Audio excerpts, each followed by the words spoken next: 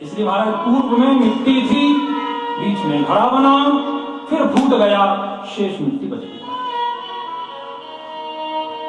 इसलिए वो सत्य है, वो चिद है। चिद यानी चिद से भगवान महाराज अवतार लेकर के आता है। सत्य से दिखाई नहीं देता है, लेकिन चिद से महाराज प्रकट हो जाता है। जिस प्रकार दूध में घी विद्यमान है, लेकिन महाराज घी दिखाई नहीं देता है, उसकी एक महाराज विधि है। जब आप उसको दूध से दही बनाते हैं, दही से मंथन करते हैं, फिर मक्खन निकलता है, फिर उसको महाराज जब आप तैयार करते हैं तो घी बनता है। उसी प्रकार सत में महाराज भगवान विद्यमान पर दिखाई नहीं देते, चिद रूप में प्रकट हो जाते हैं। इसलिए भगवान के प्रकट अवतार हो जाते हैं तो वो चिद रूप है। और आनंद शब्द अर्थात आनंद से उस भगवत तत्व की अनुभूति होती है, उसका अनुभव होता है, उससे हम उसको फील कर सकते हैं। फील। अब कोई कहे महाराज हवा नहीं चल रही है, बड़ी गर्मी हो रही है, ऐसा कभी हो सकता है? हवा तो चल रही है।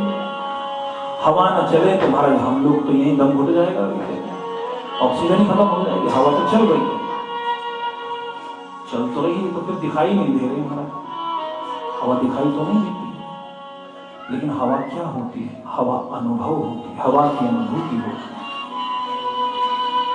यदि हवा ठंडी हो जाए तो भी तुम्हारे उसको टेस्ट थोड़ी करते हैं, तो भी उसका अनुभव होता है। यदि हवा गर्म हो जाए तो भी तो उसका अनुभव होता है। वैसे ही महाराज आनंद से उसकी अनुभूति होती है।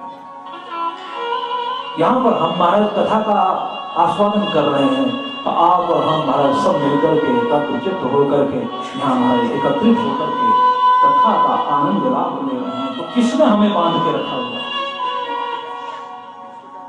उस ब्रह्मानंद ही तो बांध के रखा हुआ महाराज। अगर ये आनंद ना हो तो हम कब के उठ के चले जाएंगे? वेद तो कहता है आनंदाध्यैव खर्व ईमानि भूतानि जायन्ते। ये जितने भी भूतानी हैं, हम सब भूत ही क्यों हैं? वेदों की भाषा में हम भूत हैं, लेकिन हमारे यहाँ भूत किसी और को समझा जाता नहीं। दुनिया में सबसे खतरनाक भूत कोई है तो वो इंसान है। ध्यान रखना इस बात का। हाँ, सबसे खतरनाक भूत इंसान है। दूसरे भूत तो हमारा थोड़ी झाड़ फूक से समाप्त हो जाएंगे, हनुमान चालीसा के गाने से ही हमारा पीछा छोड़ देंगे, लेकिन जो हम जो भूत है ना महाराज, हमें कोई काबू नहीं कर सकता है।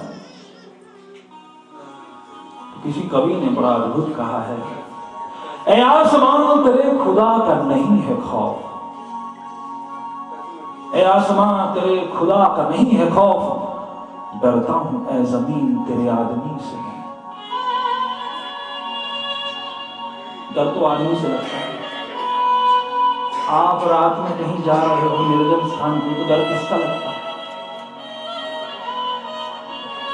भूत प्रेत के तो आप समझ जाओगे, जय हनुमान ज्ञान गुण सागर जय कपीस तिहुँ लोक। लेकिन जो एक दूसरा डर है कि कोई मेरी चेन ना खींच ले, कोई मेरा बैग ना ले जाए, कोई महाराज मेरा सामान ना लूट ले, तो किसका डर है बताइए? तो डरता है इंसान आदमी से है। आदमी से तो भयभीत है, और किससे भयभीत है? आदमी किसी नए शहर में जाता है तो क्यों डरता है? अरे भाई साहब मुझे लेने के लिए स्टेशन पे आ जाना, मेरे लिए नया शहर है भाई, बड़ा भय लगता है नई जगह पर डर क्यों लगता है? किस बात का भय है? क्यों ना जाने वहां कैसे लोग होंगे, कहीं मुझे कोई लूट ना ले, कहीं मुझे कोई महाराज बेवकूफ ना बना ले, कहीं मुझे कोई दूसरे रास्ते पे ना ले जाए, कहीं मेरे साथ में कुछ गलत ना हो जाए। तो वो गलत होने की जो आपके भीतर में एक आशंका मात्र है, एक संभावना मात्र है, वो किससे है? वो इंसान से। इसलिए बार बार जो भूत शब्द आता है ना महाराज जी, हम लोगों के लिए हम ही भूत है। भगवान कहते हैं अहम सर्वेषु भूतेषु, मैं सभी भूतों में विद्यमान हूं, तो यानी सभी प्राणियों में विद्यमान है। तो आनंद तुम्हारा भगवान का प्रकट रूप है। आनंदाध्यैव सर्व ईमानी भूतानि जायन्ते। आनंद से ही ये समस्त भूत प्रकट हुए हमारे हम और आप लोग। इसलिए संसार में हम कर भी क्या है पता है आपको? हम आनंद की तो खोज करते हैं। पूरा जीवन किसमें निकल जाता है? केवल आनंद को ढूंढने में। भारत हम मार्केट में गए तो कहीं ना कहीं हमारे भीतर में क्या रहता है? घर में बड़ी बोरियत हो रही है, थोड़ा बाहर निकल जाते, थोड़ा घूम लें, कुछ देख लें। लेकिन कारण क्या है? कहीं ना कहीं हम कहीं ना कहीं कुछ आनंद की खोज। हर समय जीव किसी ना किसी में लगा हुआ है, कहीं ना कहीं आनंद खोज रहा है। तो ये जीवन ही उस आनंद की खोज है। ये जीवन एक खोज है।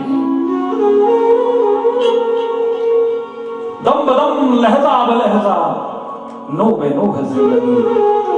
जिंदगी में जिंदगी की जुस्तजू है जिंदगी। ये जिंदगी जो है हमारी तलाश है। यहां कुछ ना कुछ खोज रहे हैं। तो वह आनंद हमें हर समय आनंद में लगाए रखता है।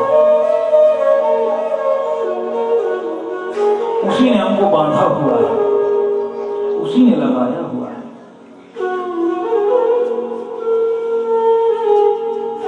इसलिए वेद कहते हैं आनंदमयो अभ्यासात्। अगर अभ्यास किसी चीज का करना चाहते हो तो आनंद का करो।